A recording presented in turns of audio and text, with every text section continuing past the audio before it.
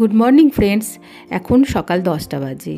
বানাচ্ছি কড়াইশুঁটির কচুরি। আজকে না রিয়া চলে যাবে আহমেদাবাদে, ওর ছুটি শেষ হয়ে গেছে আজকে, তাই ভাবলাম যে কড়াইশুঁটির কচুরিটা করে ওকে খাওয়াই। ও খুব ভালোবাসে তো খেতে, তাই ওর জন্যে রান্না করতে খুব ভালো লাগে। তো দেখো এখন একে একে করে সবাইকে দিয়ে দিচ্ছি। কি বলতো এটা? হ্যাঁ,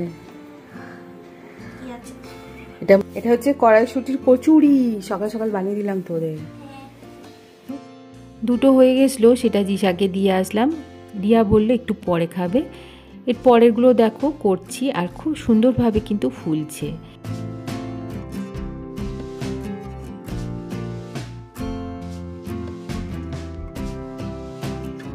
আমাকে একা করতে দেখে রিয়া বলল, চলো মা তোমাকে আমি বেলে দিই আর তুমি ভেজে নাও।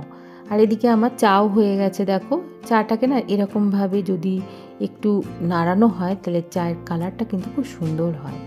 তো আমার ব্রেকফাস্ট রেডি হয়ে গেছে, কড়াইশুঁটির কচুরি আর সাথে চা।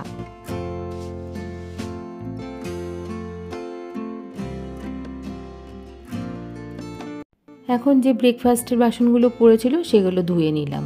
এগুলো তো বেশি নোংরা হয় না, তাই আমি এগুলো ধুয়েই নিই, একটুখানি সাবান বুলিয়ে ধুয়ে নিলাম।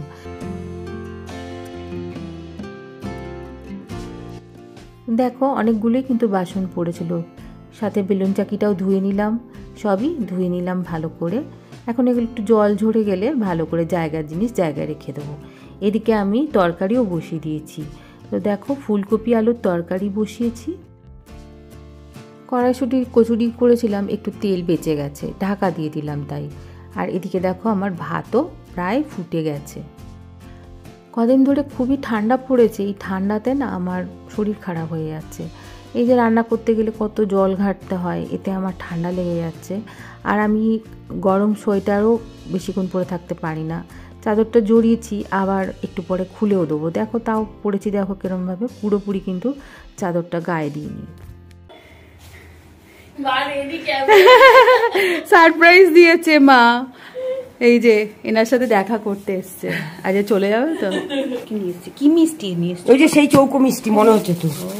সাজুকে টাকা দিলাম, এখন তো গুড়ের সঙ্গে মিষ্টি তুই নিয়ে যাস বলছে। হ্যাঁ ও নিয়ে যাবে, আর এখান থেকে দিদিরা কিছু খায় খাবে। এটা মায়ের ফেভারিট, সব মিষ্টি গুড়ের মিষ্টি ভাগ করে করে এনে দিয়েছে। এই যে ওই পমির জন্য একটা সব গুড়ে, মারা সব খাক না খাবো পরে, পরে খাবো। রিয়া নিয়ে যাবে। চা খাবে মা? চা খাওয়া। এই দেখো কতগুলো চিরুনি, কতগুলো নিল চিরুনিগুলো? দাম 15 টাকা। এগুলো এই চিরুনিগুলো তুমি মলে যাবে, বিশাল দাম। 60 টাকা 70 টাকা, অনেক সময় 100 টাকাও দাম হয়। সুন্দর করে একটু প্যাকিং করে দেবে ব্যাস। রিয়ার সাথে দেখা করতে মা এসেছে, তোমাদের দেখালাম, ভাইও এসেছিল দেখা করতে। আর এই দেখো রিয়ার প্যাকিং রেডি হয়ে গেছে, সব রেডিমেডি হয়ে গেছে। এখন গাড়ি আসলে চলে যাবে। 6:15-র মধ্যে বেরিয়ে যাবি, তাই তো? আবার কবে আসবি? কোনো ঠিক নেই, এখন ছুটি অবশ্য শেষ হয়ে গেছে। বেশি ঘাটানো যাবে না, তাহলে চোখ দিয়ে পানি বেরিয়ে আসবে। আমারও আসতে পারে, আমার দেখে দেখে আমার সাথে সাথে তোরও এসে যেতে পারে। কেন এটা হচ্ছে ছোঁয়াচে, কেননা ছোঁয়াচে এটা অসুখটা, এই জল চোখ দিয়ে জল বেরোনোটা ছোঁয়াচে। ও তোর মতো স্ট্রং হতে হবে আমাকে। দিশা তুই কি স্ট্রং? তুই আসবি না, তুই বলবি না তুই স্ট্রং নাকি দুর্বল? এখন সন্ধ্যে 6টা বাজে, রিয়া রেডি হয়ে গেছে, এয়ারপোর্টের উদ্দেশ্যে বেরোবে এক্ষুনি।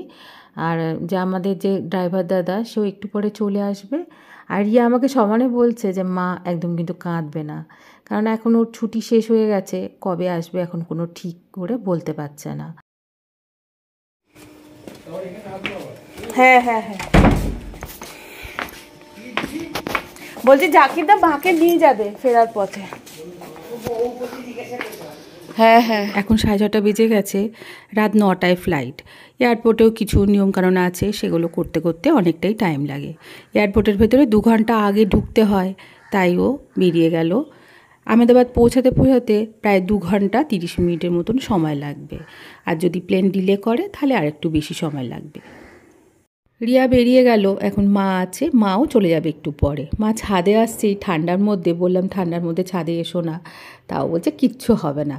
কি দেখতে আসছে বলো তো? একটা শিলনোড়া। আমি একটা ছোট্ট দেখে কিউট দেখে শিলনোড়া কিনেছি, সেই ব্লগটা তোমাদের দেবো, শেয়ার করব, এখনও এডিট করা হয়নি। এই যে দেখো, এটাকে একটু জলে ভিজিয়ে রাখছি।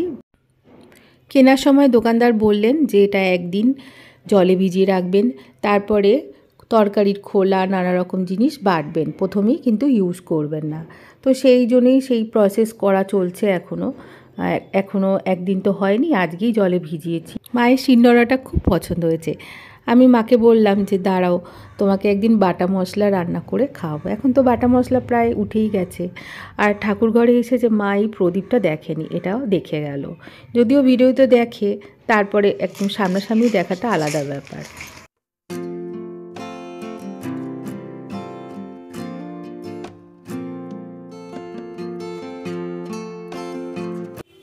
তো রিয়া আহমেদাবাদে ফিরে গেল, দমদম এয়ারপোর্টে চলে গেছে, আর মাও চলে গেল। মানে রিয়াকে ছেড়ে এসে গাড়িটা আবার আমার মাকে নিয়ে মায়ের বাড়িতে চলে গেল। কদিন তো একটুখানি খারাপ লাগবে, তারপরে আবার সেই একই নিয়মে চলতে থাকবে। আজকের মতন এইটুকুনি। খুব ভালো থাকবেন, সুস্থ থাকবেন। Tata, good night.